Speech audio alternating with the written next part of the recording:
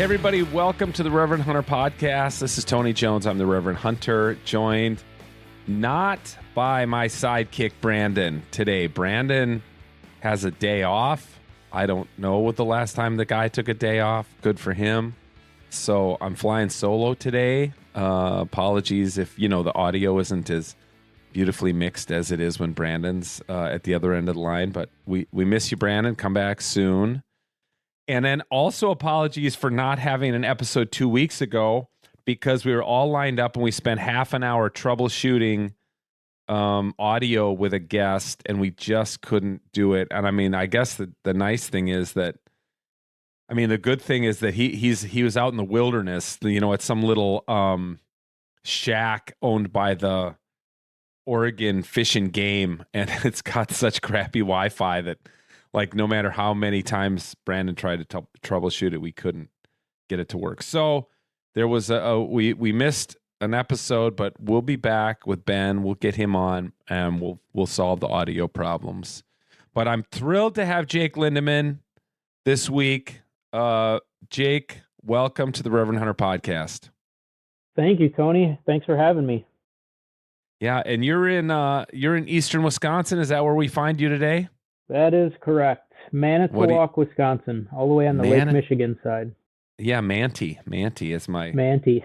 as my cousins who grew up there called it. I spent some formative summer weeks in Manitowoc when I was going to say, you sound like a local saying Manti. Yeah, well, my uncle was the Presbyterian pastor in Manti for many years, and they retired to nearby Kohler, so they're still over in that part of the state. But gotcha. Well, my wife works at Kohler, so. Oh, okay. And what are you looking out at today? Like, where do we find you on a day like this? I am working from home. We've got a beautiful property that we purchased about 3 years ago now. A piece of 40 acres out in the country, an old farmhouse that we basically gutted down to the studs and renovated. So we've got a nice little piece of heaven out here. Because it wasn't enough work starting a company from scratch, you also needed to remodel a house. Yeah, it's a struggle I have of going after opportunities and not knowing when to quit sometimes or when to say no. I got to get better at saying no sometimes, but no, we found this property we weren't even house shopping necessarily and just fell in love with it and the area. And so we went for it. That's awesome. Now we're going to get into Chief Upland and the story behind that, but tell me a little bit about where you grew up, how you grew up, what the vibe was in your growing up years. Wow. Well, I was born and raised in Manitowoc. My immediate family did not hunt. So I got into hunting and fishing basically. Well, I fished with my dad a little bit growing up, but no hunting. So I got into hunting through friends. And I would say I started going with them when I was about 15 or 16. Mm-hmm. I'm 34 now. So I didn't grow up around hunting really, other than through friends. So, but I've always been very competitive and passionate about entrepreneurship.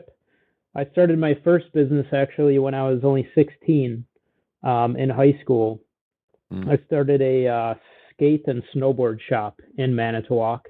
Wow. So I ran that for a few years during high school until I went off to college.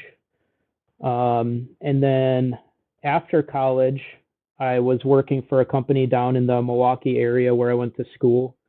That started as an entrepreneurship internship, and then they hired me on full-time when I graduated. And then my parents started a business back in 1985, an industrial supplies distributor. And a couple years after college, then I moved back to Manitowoc to work with them and help them grow the business. And during that time, I also had a side hustle business with a couple friends called Wisconsin Bow Bros, where we were retailers of other brands of hunting stuff, all in the bow hunting space. So things like Tacticam, Lone Wolf tree stands, Cuddyback trail cameras. And then we self-filmed all of our bow hunting as well and put it on YouTube and social media. So Chief Upland is actually the third business I've started, but the other companies I was retailing other brands, and I always have been passionate about branding and marketing and knew that I wanted to have a brand of my own someday, and just was waiting for the right opportunity or the right product idea. So our original vest was my idea finally, where I could build a brand around it. Yeah, well, I mean, I love the branding and the vibe of it, and I want to get into that, but I want to go back to your childhood and youth a little bit, because I mean, you talk about this, you have your personal Instagram account talks about this, you write it's on your website, but you were born without one of your hands. Yes, I guess that's a small detail. Well, I mean, you're like, oh, I love to fish with my dad, and I start thinking like, I can barely thread a hook with two hands. Yeah. Man. So like, I just am wondering about the accommodations you had to make or figure out for yourself. Yeah. First of all, as a kid, like, tell me, as a little kid, there's some day where you realize you're different from the other kids. So, well, thank you for asking about that. I guess the reason I didn't bring it up is because I really don't see myself differently, so much so that until you asked about it, like, that didn't even cross my mind as part of my childhood. I feel blessed, honestly, that I was born that way, as opposed to saying having an amputation for an injury or something later in life where I have to relearn everything. I was born without my left hand, so I just figured everything else out like everybody else did growing up. We have a funny memory how in first grade, of all the kids, I was the first one to learn how to tie my shoes with one hand. No kidding. So it's just, I don't even realize it. My friends say it all the time. They're like, we forget you even have one hand. We're just so used to it. You just do everything that everyone else does. So I always say it's one of the best things that ever happened to me, because it, to me, opens doors to help inspire other people. Yeah. I've found that people have told me that they felt inspired by me just, like, saying, playing basketball growing up. I was just playing basketball and trying to compete to win. But after games, other parents would come up and tell me that I inspired them by playing with one hand. And I'm like, oh, wow, thank you. So in that sense, and it's memorable. So in business, it helps, honestly. People seem to remember me. And I'm like, where does this person remember me from? And my wife's like, they remember your arm, Yeah. Did you ever get picked on, or do you remember, were there ever times when you felt sorry for yourself or angry at God because you didn't have two hands, or was that just really never a thing? I never felt sorry for myself about it, never angry at God, no.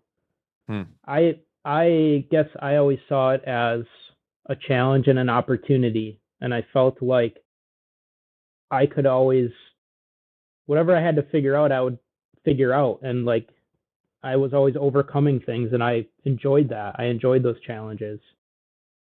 I mean, I gotta say, you must have had incredible parents, frankly. Absolutely, yes. Yeah. My parents have been incredible, are incredible. Yeah, I've been in several coaching groups in my life.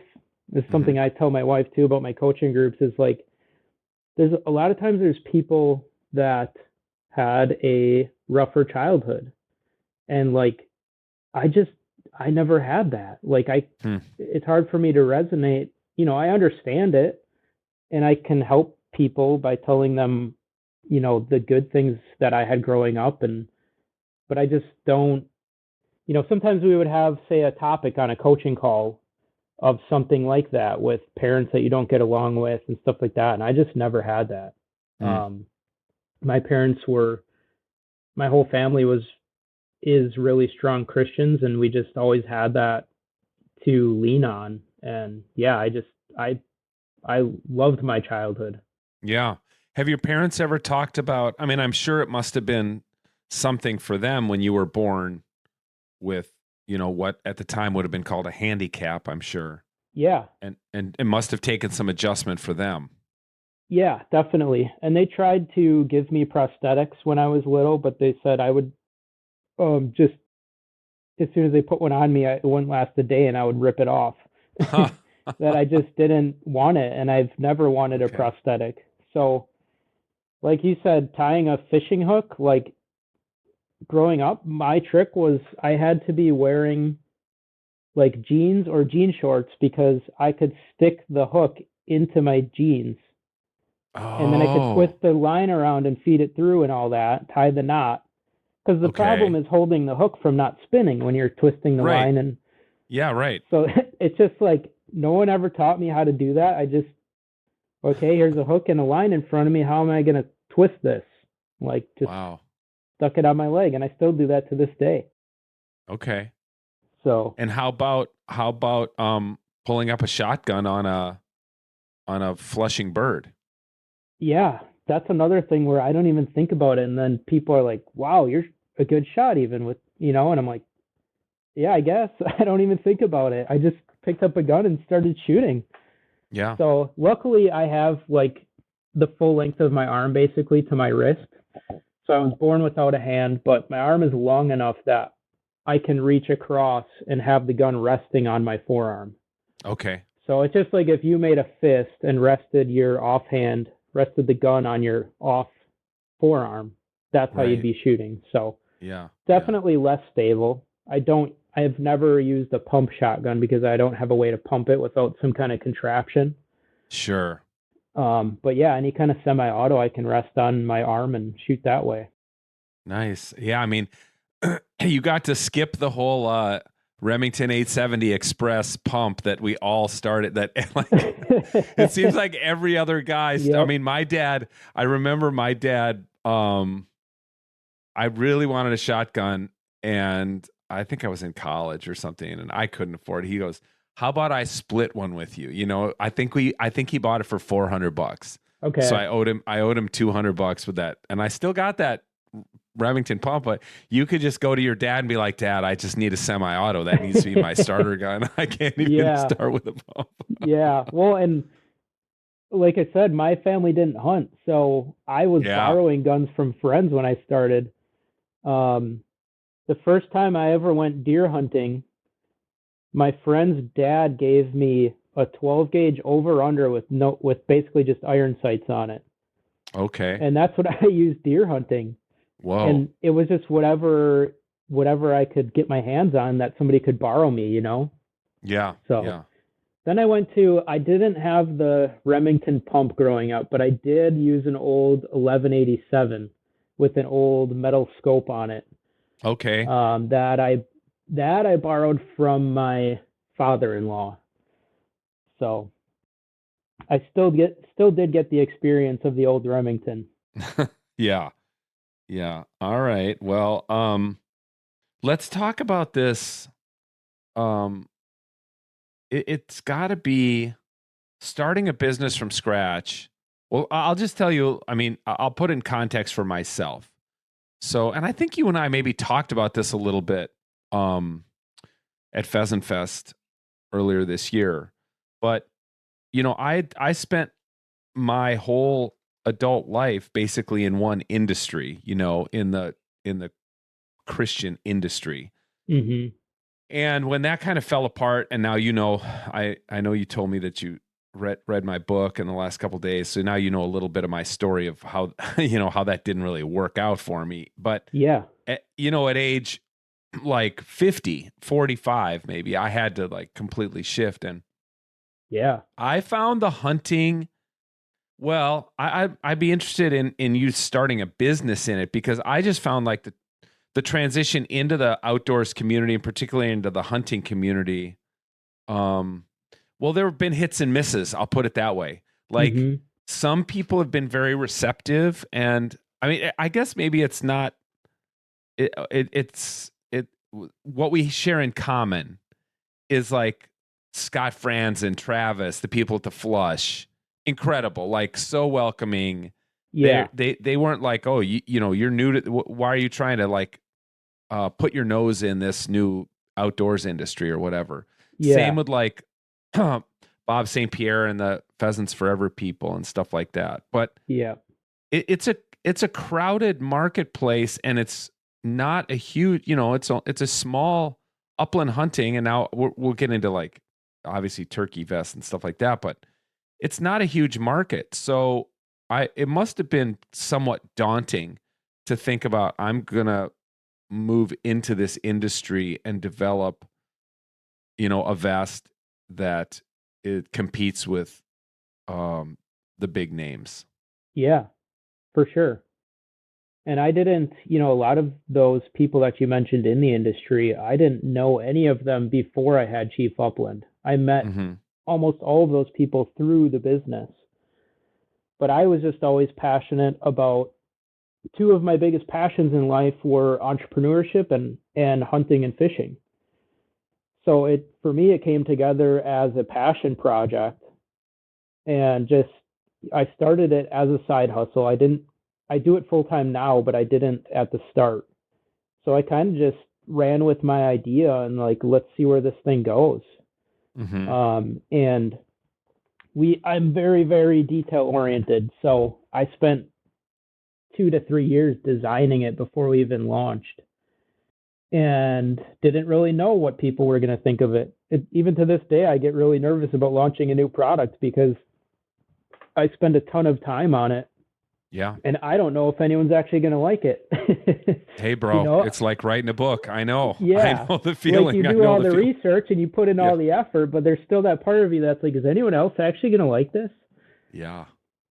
But yeah, that was, I guess, part of the good thing of starting it as a side hustle was that if it failed, yeah, I'm out a lot of money and investment of time and all that.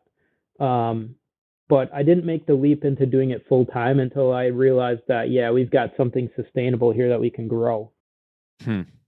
Tell me, what are the choices? I mean, I have a mix of listeners on this podcast, and some people are like, know exactly what an upland hunting vest needs to have, you know, and other people don't. And I think, some people have really strong opinions about them, and other people have no clue. So what are the kinds of design choices you had to make when you were first coming up with the concept for it?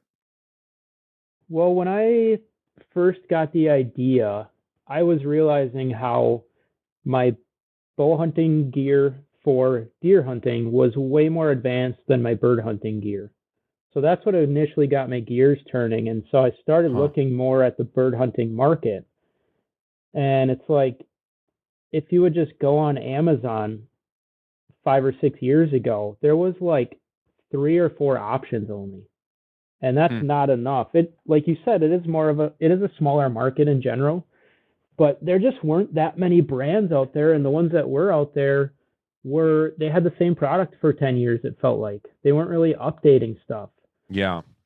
And so I got the idea of the Molly system that we use because my bow hunting products were using the Molly system. Okay. So I'm kind of just seeing that and like, why doesn't this type of system exist in the bird hunting market? It's all over backpacks and other types of hiking packs.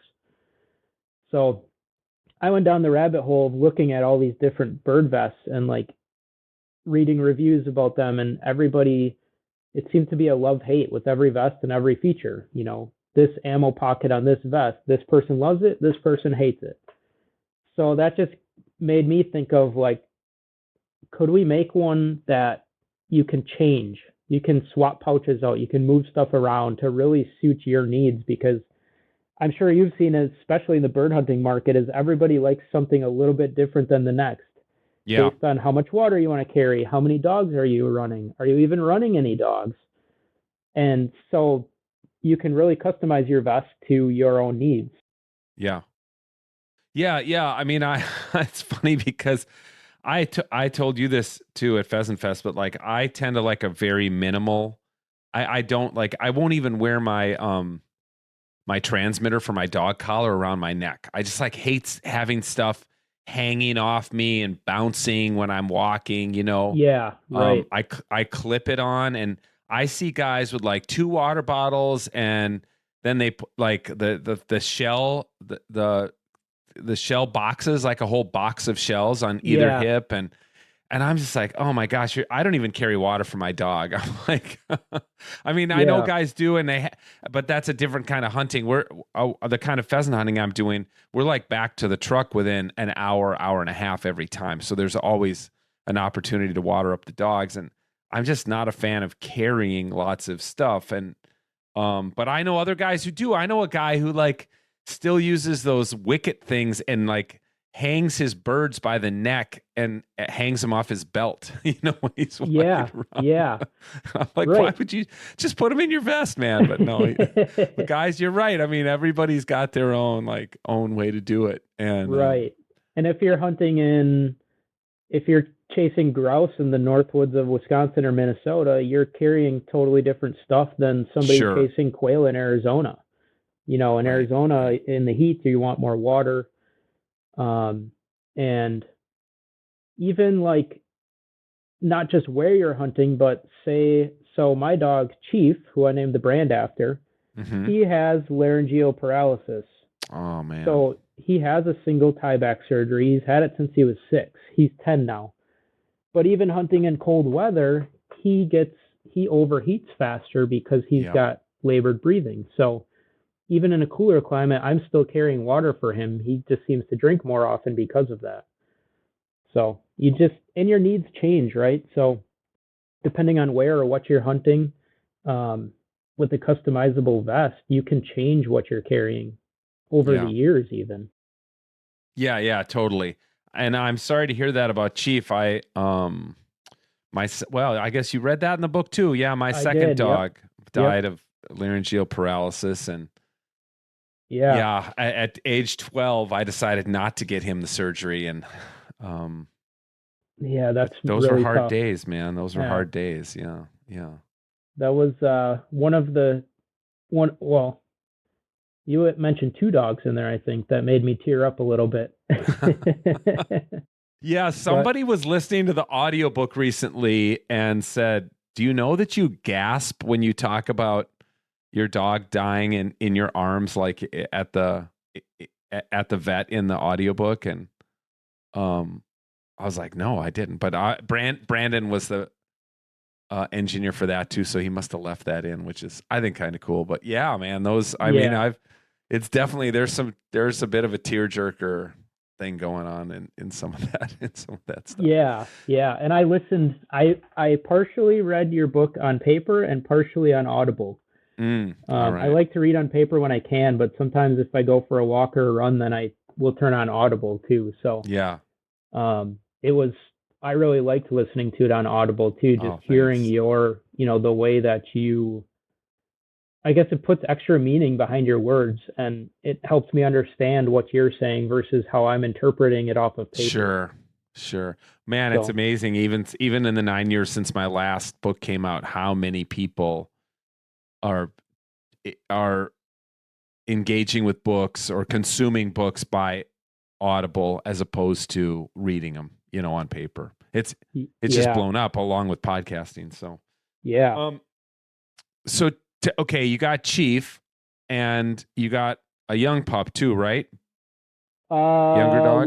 We also have Buzz, who's a yellow lab. Chief is a Yeah. chocolate lab. Buzz is 6 now. Oh, 6. Okay, not a pup, just a pup in that picture on your website.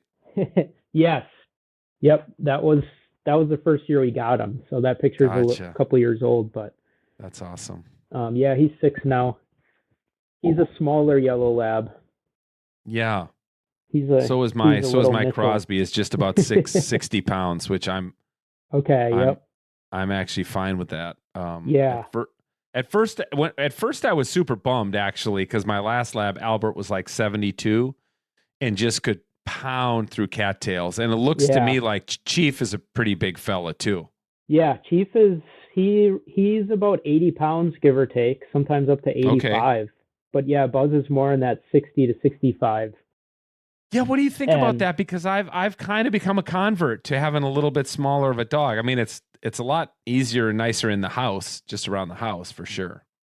yeah, I there's something I like about the big dogs, even in the house. Um, Maybe I'm just partial to Chief a little bit since he was my first dog ever. Yeah, But no, we don't love Buzz any less. I know. But I do. I mean, he's way faster, more agile. He's Yeah, carrying 20 less pounds, and you notice it in the field. totally. Yep. Yep. He will go all day long. And Chief tires out a lot sooner than Buzz does, and not Yeah. just because of the age, but I think just because of being a bigger dog. Yeah. Yeah. No, I think that's right. I Crosby's had so far, he's been totally healthy. He just turned 6. So I Okay. guess Crosby and Buzz Yellow Labs are about the same age. Yep. Um, and yeah, he is. I think that having a little less weight on those hips and stuff is helpful for labs too. But Yeah, I agree. And Chief's not overweight at all. It's a lot of muscle. yeah, yeah, My yeah. wife is a marathon runner, and so Chief is running with her all the time. Oh my gosh. He's 10 and has the laryngeal paralysis, but he'll still run 6 to 8 miles with her to this Oh, day. that's awesome. So, That's awesome. yeah. Well, I know. I mean, you already mentioned that you come from a strong Christian family, and you and I have talked a little bit about this when we've been in person at Pheasant Fest and stuff like that. And I wonder how uh how has that faith evolved for you over the course of your adult life and these entrepreneurial ventures you've been involved with? Yeah, well, I guess, growing up, it was very, very structured, being in the school and having church attendance and all that. And we do still go to church, but we have found more enjoyment in a more contemporary style of worship where Mm-hmm. in church you've got the live band, they've got videos, and we've been getting more and more interested in that. Just to me, it helps the message stick more. But as I've gotten older, I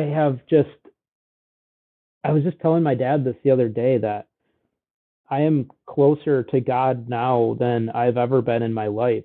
And I don't, not that I'm necessarily proud of it, but I haven't been going to church quite as much as I used to. Mm-hmm. But just like you talk about in the book, seeing God in pretty much everything, in nature and the sunset, and um, so just really being aware of God more often than just being at church to check a box that you went, Mm-hmm. and just finding more meaning in it that way in our adult life. And getting into entrepreneurship and business with all the challenges that brings, I am constantly struggling with anxiety and overwhelm and imposter syndrome and all these things. And to me, whether it's in church or not in church, just being able to lean on my faith and talk to God and give God control, it's been really my best medicine for anxiety. It's Hmm. just getting closer to God. Hmm.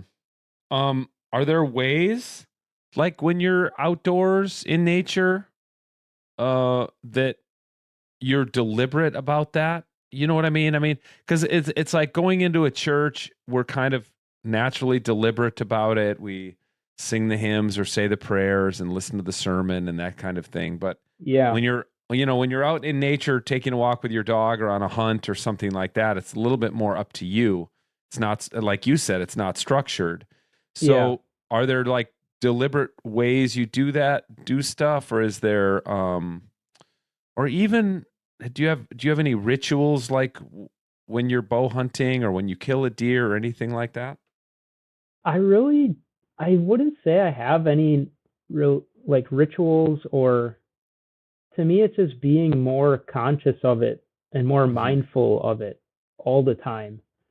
And so as soon as I get out of the truck and go into the woods, that's on my mind. And I've been getting better at remembering that, even if I don't kill an animal today, even if I don't see an animal, just getting out here and um, being aware of the nature around us, the trees and the birds and the sounds and the smells, and just for me, like that's getting away from the daily grind and just seeing God and all of that, and having that calming effect on anxiety and overwhelm, and just enjoying that time outside, even if you don't see anything.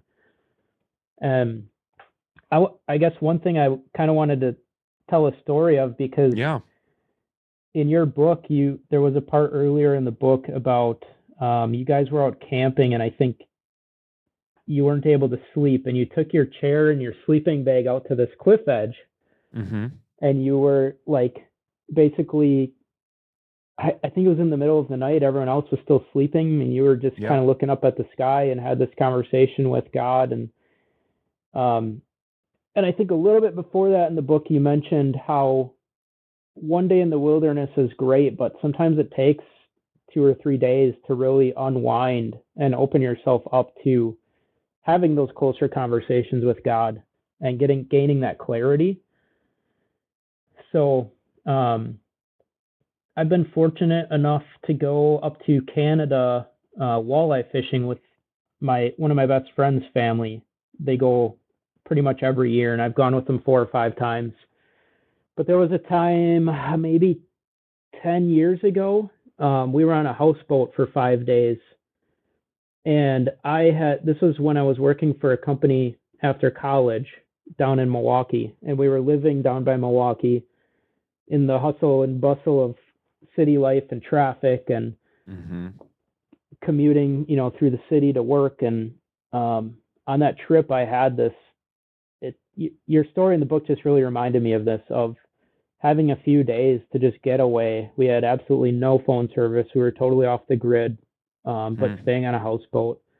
And I got to just, it took a couple days to fully disconnect and be able to think clearly. And so I had this epiphany moment on the last day of our trip when we were driving the houseboat back in.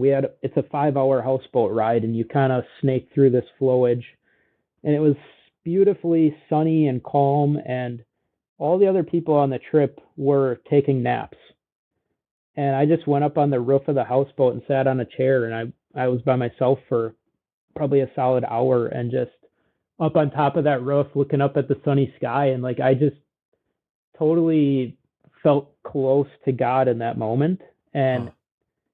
I had this epiphany about the job I had at the time, and I had been deliberating leaving that job and going to work for my parents in their family business and help grow that.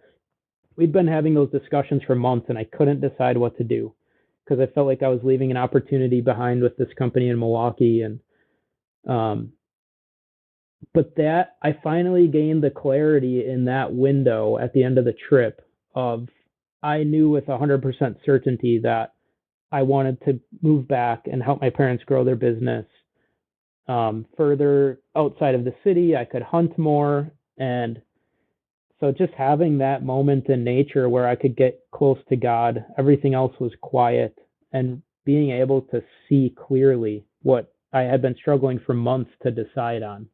Hmm. Wow. Yeah. I mean, when those times happen, they just stick with you, don't they? I mean, they Mm-hmm. really, and it wasn't even, some of those moments when I was writing the book, um, I don't know that I'd even remembered those or really thought about them in years. But then as I'm kind of sifting through memories and thinking back about these turning points in my life, like this one was for you, then that's when it comes into like crystal clear focus. That's, what was going on at that time. what the change that was happening. Yeah. And so often, I love this word you used, epiphany, this kind of like light, this experience of having a light, even a metaphorical, a light bulb turn on kind of. Yeah. Yeah. And for me, that's, getting out into nature helps that to happen. Yeah. You get so caught up in the daily grind of life and work and all the problems you have going on. So even just getting out in the woods for half a day to hunt, you get a small piece of that. But when you can get away for a few days in a row, you can really let your mind settle down and gain some clarity, which I love. Yeah, yeah, and it's funny because I mean I'm sure it's even a struggle for you with the amount of work you have to do in growing a small business. Um, but I hear from people all the time in the outdoors industry. They're like, "Oh yeah, I never have time to hunt or fish." And Yeah, you'd think, "Oh my gosh," Now I would say that's not the case for our mutual friends like Scott Franz and Travis Frank. I mean, they go out and hunt and fish even when there's not a camera following them. But I right. think I think they're the exception. I think for a lot of others, it's like every time they hunt or fish, it's to produce content or whatever. Yeah. Have you been able to keep that balance even though you're trying to grow the business? It's definitely hard. Yeah. Because the best times of the hunting season equate to our busiest times in business. So it is hard. I do as good as I can, but yeah, I have to make a conscious effort to leave it behind for a few days to get out hunting.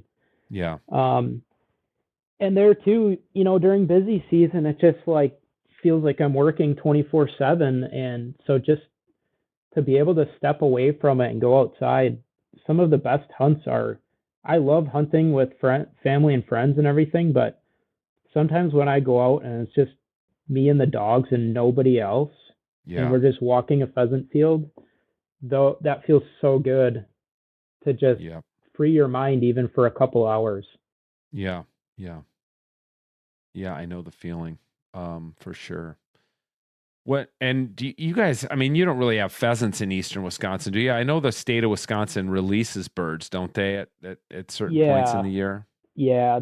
It's not a sustainable wild population.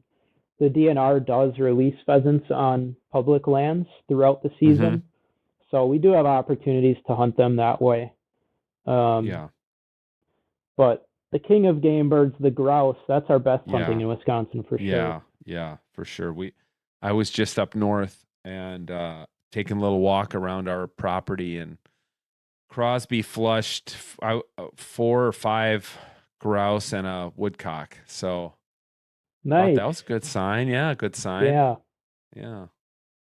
Should be a good year. But then, of course, we're also catching all these predators on our trail cameras, coyotes, Oh and yeah. a wolf came through, and, foxes. There was like, we got a trail cam picture of a raccoon eating something. And it's a little fuzzy, you can never quite tell. I'm hoping it was a baby beaver. I think that's probably what it was. Hoping it wasn't a grouse egg or something, But Yeah. The uh, coyotes have been making my spring turkey season challenging. is that right? Mhm. Yeah, a couple mornings I was out, I saw coyotes. One morning I had a coyote come about 10 yards from me. I didn't know he was there, and I think he came into my turkey calling Oh my. because as soon as I saw him, I turned, I saw something move, and it was a coyote 10 yards from me on the ground. I was sitting against a tree, and he took off. But not even 20 minutes later, then I saw him down the field edge, probably 150 yards, and I had just seen a hen and a tom following the hen come out of the other side of the field, and I watched this coyote zigzag chasing this tom through the field until it flew up into a tree. Oh no. So yeah, they've been around, and it hasn't made the turkey hunting easy. Oh, that's a bummer. Well, I had another failed turkey season I went up there with Hal Herring, um, who does the Backcountry Hunters and Anglers podcast. Okay. Great guy. Oh, I'm gonna put him on his first turkey and whatever. And we spent 4 days, never saw a turkey. And then we left, and then my neighbor and his grandson shot toms like 2 days later on our property. Wow. So, yeah, it was such a bummer. I mean, I'm super happy for Steve and his grandson, which is amazing. His grandson shot his first turkey, and awesome. I was just up there, and he showed me they're drying the fans out. I'm thrilled for him, but it would have been nice for us to at least see a turkey, being that I had a guy, up there from Montana. But that's how turkey hunting is. It's crazy, man. They have the brain the size of a raisin, and they somehow outsmart us. You just never know. Us. Yep. Right. Well, that's where if you can just appreciate your time outdoors, even if you don't see a turkey, just be grateful and mindful of that moment where you're in the woods away from everything else. Yeah, you're absolutely right. Well, what have you got coming up, product wise, or where are you going to be next fall? I mean, are you going to be I suppose you'll be at Pheasant Fest again in Kansas City, but where are other places people could bump into you and try on one of your vests? We did, this past winter, we did the NWTF Turkey Show for the first time. So we should be there again next winter. Mm-hmm. I think that's in February. And yes, we'll be at Pheasant Fest again. Outside of that, I'm not sure what other shows we're going to do yet. We did the Mile High Hunt Expo in Denver this year. So we may be there again. I haven't committed to it quite yet, but yeah. All right. ChiefUpland.com is where people should go, and give